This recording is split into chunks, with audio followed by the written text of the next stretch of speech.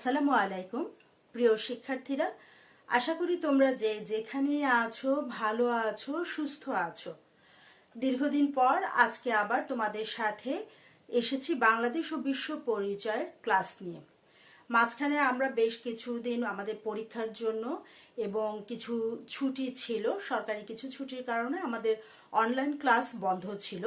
এখন আবার আমাদের অনলাইন ক্লাস শুরু হয়েছে। আজকে আমি তোমাদের তৃতীয় অধ্যায়ের চতুর্থ পাঠটি নিয়ে আলোচনা করব। এর আগে এই অধ্যায়ের 3টি পাঠ নিয়েই আমরা আলোচনা করেছি এবং এই অধ্যায় থেকে তোমাদের যে প্রথম পর্ব একটি অনলাইন পরীক্ষা হয়েছে, সেই পরীক্ষায় এই অধ্যায়টি ছিল। আশা করি তোমরা ভালোভাবে উত্তরগুলো দিতে পেরেছো। তাহলে চলো আজকের পাঠটিতে আমরা শুরু করি। আমরা পড়ছিলাম আমাদের তৃতীয় অধ্যায় বাংলাদেশের ঐতিহাসিক স্থান ও নিদর্শন নিয়ে, পাঠ 4। এর আগের 3টি পাঠে আমরা পড়েছিলাম আমাদের বাংলাদেশের ঐতিহাসিক স্থানসমূহের মধ্যে মহাস্থানগড় ও ওয়ারী বটেশ্বর সম্পর্কে। এরপরে আমরা জেনেছি পাহাড়পুর ও ময়নামতি সম্পর্কে। তারপরে আমরা জেনেছি সোনারগাঁ এবং লালবাগ কেল্লা সম্পর্কে। আজকে আমরা জানব ঢাকায় অবস্থিত আহসান মঞ্জিল সম্পর্কে। তাহলে চলো, আশা করি তোমাদের সাথে বইটি আছে। বইয়ের 28 পৃষ্ঠা থেকে আজকে আমরা শুরু করব। চলো বইটি খুলি এবং আগে আমরা এর রিডিংটি দেখে নিই। তাহলে দেখো আমাদের রিডিংয়ে কি আছে। চতুর্থ পাঠ, আহসান মঞ্জিল। আহসান মঞ্জিল ছিল বুড়িগঙ্গা নদীর তীরে নির্মিত বাংলার নবাবদের রাজপ্রাসাদ। মোঘল আমলে জামালপুর পরগনার জমিদার শেখ এনায়েতুল্লাহ এই প্রাসাদটি নির্মাণ করেন। 18 শতকে তার পুত্র শেখ মতিউল্লাহ প্রাসাদটিকে বাণিজ্যিক কেন্দ্র হিসেবে ব্যবহারের উদ্দেশ্যে ফরাসি বণিকদের কাছে বিক্রি করে দেন। 1830 সালে খাজা আলিমুল্লাহ ফরাসিদের নিকট থেকে এটি ক্রয় করে আবার প্রাসাদে পরিণত করেন। এই প্রাসাদকে কেন্দ্র করে খাজা আব্দুল গনি একটি প্রধান ভবন নির্মাণ করেন। তিনি তার পুত্র খাজা আহসানুল্লাহর নাম অনুসারে ভবনটির নামকরণ করেন আহসান মঞ্জিল। তাহলে আমরা দেখছি কি যে আহসান মঞ্জিল ঢাকা বুড়িগঙ্গা নদীর তীরে নির্মিত বাংলার নবাবদের একটি রাজপ্রাসাদ। মোগল আমলে জামালপুর পরগনার জমিদার ছিলেন শেখ এনায়েতুল্লাহ, তিনি এই প্রাসাদটি নির্মাণ করেন। 18 শতকে তার পুত্র শেখ মতিউল্লাহ প্রাসাদটিকে বাণিজ্যিক কেন্দ্র হিসেবে ব্যবহারের উদ্দেশ্যে ফরাসি বণিকদের কাছে বিক্রি করে দেন।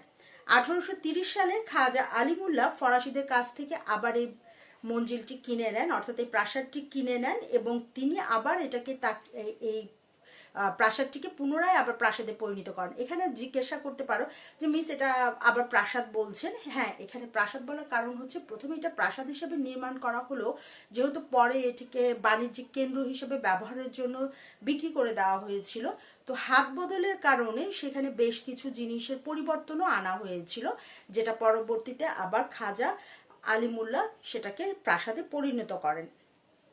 এই প্রাসাদকে কেন্দ্র করে খাজা আব্দুল গনি একটি প্রধান ভবন নির্মাণ করেন এবং তিনি তার পুত্র খাজা আহসানুল্লাহ নাম অনুসারে ভবনটির নামকরণ করেন আহসান মঞ্জিল। 1888 সালের ঘূর্ণিঝড়ে এবং 1897 সালের ভূমিকম্পে ভবনটি ক্ষতিগ্রস্ত হয়। পরে তা মেরামত করা হয়। 1985 সালে বাংলাদেশ সরকার প্রাসাদটির তত্ত্বাবধানে দায়িত্ব নেওয়ার পর এর প্রাচীন ঐতিহ্য ফিরিয়ে আনা হয়। এই প্রাসাদে রয়েছে লম্বা বারান্দা, জলসাঘর, দরবার হল এবং রংমহল। বর্তমানে এটি জাদুঘর হিসেবে ব্যবহৃত হচ্ছে। আহসান মঞ্জিল বাংলাদেশের একটি উল্লেখযোগ্য স্থাপত্য নিদর্শন। আমরা যে আহসান মঞ্জিলের কথা বলছি, তোমরা যদি ঢাকায় কেউ যাও তাহলে অবশ্যই দেখবে বুড়িগঙ্গা নদীর তীরে অবস্থিত বিশাল একটি, এখন গোলাপি কালার করা আছে, পিঙ্ক কালার করা, বাট এটা ইটের তৈরি এবং এই যে প্রাসাদটির সামনে কিন্তু বিশাল বড় একটা চত্বর রয়েছে এবং পাশেই রয়েছে বুড়িগঙ্গা নদী। কারণ আমরা জানি আমাদের আগে যে বাণিজ্যিক ব্যবস্থা ছিল, বাণিজ্যিক চলাচল ছিল, সেটা কিন্তু ছিল তোমার নদীপথের মাধ্যমে, অর্থাৎ সমুদ্রের মাধ্যমে, নদীপথের মাধ্যমে আমাদের বিভিন্ন জিনিসপত্র আমদানি রপ্তানি করা হতো। যার কারণে এটা নদীর কাছাকাছি হওয়ায় তৎকালীন সময়ে যারা এটা ব্যবহার করেছে, বিশেষ করে ফরাসিরা যারা ব্যবহার করেছে, তাদের জিনিসপত্র আনা নেওয়ার জন্য খুব সুবিধা ছিল। আমরা দেখছি যে 1888 সালে বা 88 সালে এবং 1897 সালে দুটো প্রাকৃতিক দুর্যোগের কারণে ভবনটি বেশ ক্ষতিগ্রস্ত হয়েছিল। পরবর্তীতে বাংলাদেশ সরকার যখন এটা তত্ত্বাবধানে আসে বা তত্ত্বাবধান তাদের দায়িত্বে পড়ে, তখন সেটা আবার আগের যে প্রাচীন ঐতিহ্য সেটা ফিরিয়ে আনার চেষ্টা করা হয়। আমরা যদিও বা অনেক জমিদারদের এরকম বাড়ি দেখি, বাংলাদেশের অনেক জায়গায় এরকম ঐতিহ্যবাহী পুরনো নিদর্শনগুলো রয়েছে। বিশেষ করে জমিদারি প্রথা বিলোপের পর তাদের কিন্তু এই যে জৌলসগুলো হারিয়ে যায়, ফলে কালের আবর্তে তাদের এই বিভিন্ন প্রাসাদগুলো আস্তে আস্তে বিলুপ্ত হয়ে যায়। আমরা এই প্রাসাদে যেটা দেখি, লম্বা একটা টানা বারান্দা আছে, জলসাঘর আছে, দরবার হল আছে এবং সাথে আছে রংমহল। বর্তমান সময়ে এটি জাদুঘর হিসেবে ব্যবহৃত হচ্ছে। তোমাদের কাছে বলার থাকবে যে তোমরা যে যখনই বাংলাদেশের আনাচে কানাচে যেখানেই যাও না কেন, যদি সময় সুযোগ পাও ওভাবে করে অবশ্যই চেষ্টা করবে বাংলাদেশের পুরনো যে নিদর্শনগুলো আছে, প্রাচীন ঐতিহ্যগুলো আছে, সেগুলো একটু ঘুরে দেখবে। এরপরে আমরা যাব এখানে পৃষ্ঠা 29-এ। এখানে আমাদের কিছু কাজ দেওয়া আছে। প্রাচীন স্থাপনাগুলো রক্ষণাবেক্ষণে প্রচুর অর্থ ব্যয় হয়, তারপরও সেগুলো সংরক্ষণ করা উচিত কিনা এই নিয়ে শ্রেণী একটি বিতর্কের আয়োজন করো।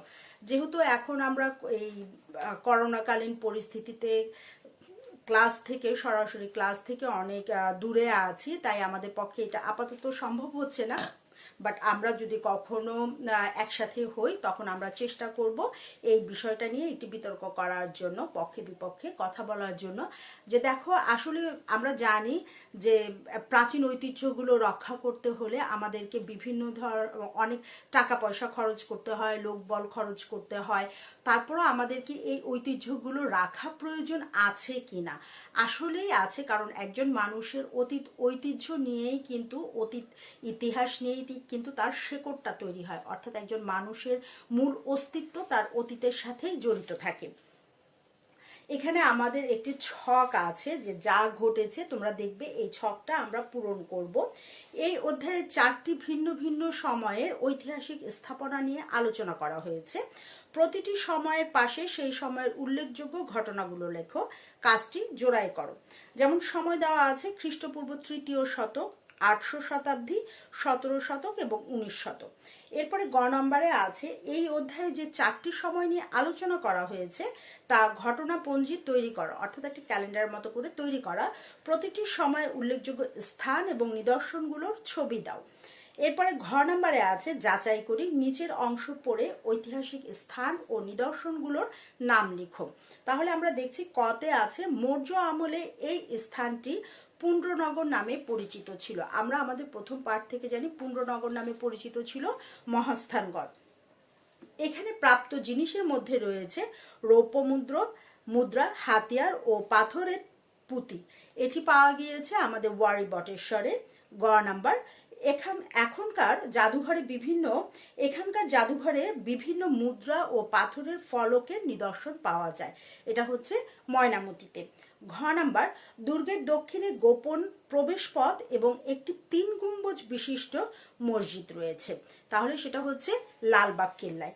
এটা ছিল আমাদের ঘ নাম্বারের এই যে আমাদের যে যাচাইকরণ, সেই যাচাইকরণটার উত্তর।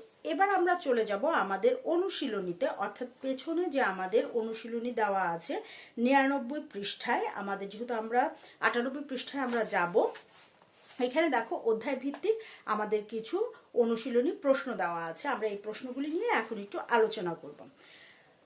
অধ্যায় 3, বাংলাদেশের ঐতিহাসিক স্থান ও নিদর্শন। অল্প কথায় উত্তর দাও। 2টি প্রাচীন নিদর্শনের নাম লিখো। আমাদের জানা, আমরা যেহেতু অনেকগুলো নিদর্শন নিয়ে পড়েছি, তাহলে আমরা এখান থেকে আমাদের জানা যে কোনো 2টি নিদর্শনের নাম উল্লেখ করব। 8ম শতকে কোন ধর্ম পালিত হতো? প্রাচীন নিদর্শনগুলো কারা আবিষ্কার করেন? আমরা 8ম শতকের দিকে দেখি যে সাধারণত ওই সময়ে বৌদ্ধ ধর্মটাই পালিত হতো।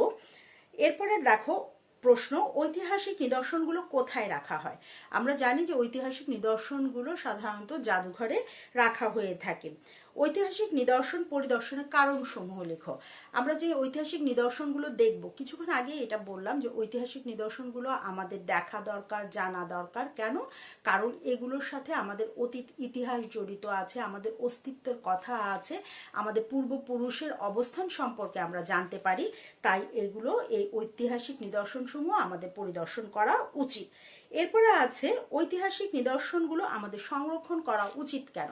দেখো, এই প্রশ্নগুলি কিন্তু অনেকখানি উত্তরটা সিমিলার।